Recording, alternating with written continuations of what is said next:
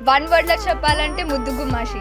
మా చెల్లిని మంచి చూసుకొని ఒక సపోర్ట్ సిస్టమ్గా ఉండి పుష్ బ్యాక్ చేస్తూ హ్యాపీగా వాళ్ళిద్దరు ఉంటే మాకు అదే.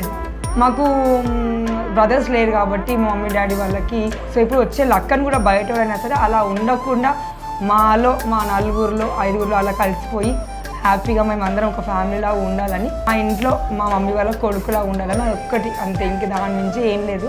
మా గుడ్ పేరు పెద్ద అల్లుడు ఆయన ఇద్దరు అన్నదమ్ముల్లాగా ఉంటారని ఒకటి ఆలోచించాను. చూసిన తర్వాత అనిపించింది అబ్బాయి బాగుండని. అందరు కామ్గా ఇంకా అత్తమ్మ కానీ మామయ్య ఇద్దరు సిస్టర్స్.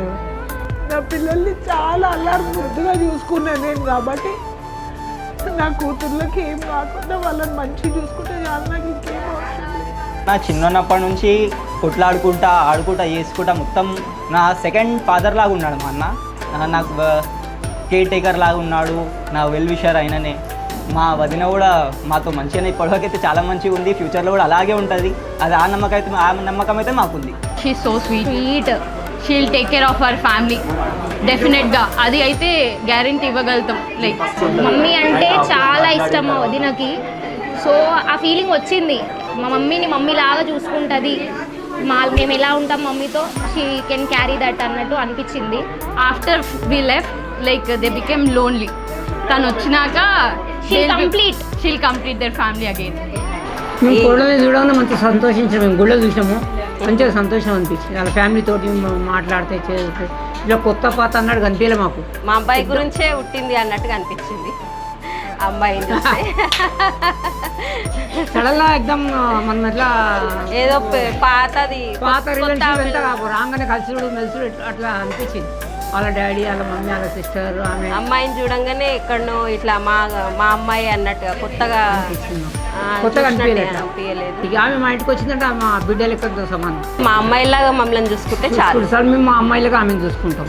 మేము కొడలని విలువము, అమ్మాని పిలుస్తాం అంతే. అమ్మ ఇప్పుడు మమ్మల్ని పోయిరు ఒక ఇంటికంటే ఆమె వచ్చిందంటే మాకు కూడా ఒక అమ్మ లెక్క, ఫ్రెండ్స్ లాగా ఉండాలి.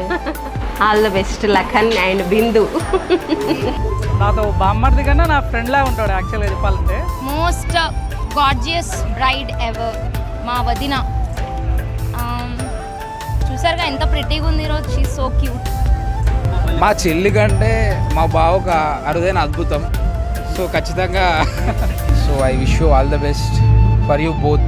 హిమబిందు అంటేనే ఒక ముత్యం లాంటిది అనమాట. ఒకటి డైమండ్ పెద్ద బిడ్డ, ఈమె ముత్యం చిన్న బిడ్డ. ఆమె సెలక్షనే ఆళ్ళు, ఆమె సెలక్షనే డెకరేషన్. అబ్బాయి సెలక్షన్ మాత్రం వాళ్ళు మెయిన్ 90% అలా మదర్ మీద పెట్టింది, 10% నా మీద పెట్టింది. మొన్న లాస్ట్ మంత్ దాకా కూడా మాకు అబ్బాయి లేడు అనే ఆలోచన కూడా రాలే. మొన్న ఈమె మ్యారేజ్ ఎంగేజ్మెంట్ బొట్టు పెట్టిన తర్వాత మా బిడ్డ మమ్మల్ని వదిలేసిపోతుంది, ఏంది మా పరిస్థితి ఏందని ఫీలింగ్ వచ్చింది. మా నుండి వేరే వాళ్ళ అత్తగారింటికి వాళ్ళ తోడును వెతుక్కొని వెళ్ళిపోతుంది.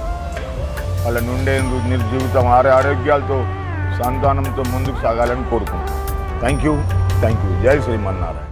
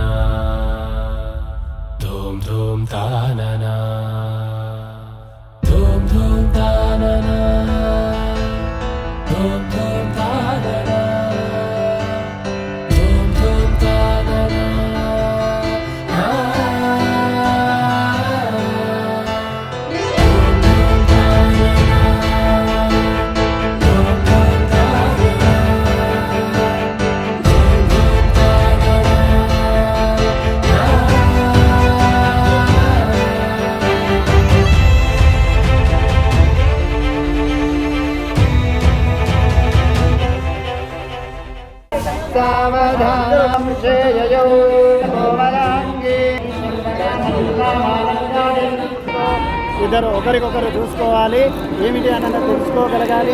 బ్రహ్మరంధ్రం ద్వారా మీకు వెలిగించేటటువంటిది ఒకరికొకరు చూసుకుంటూ ఉండాలి.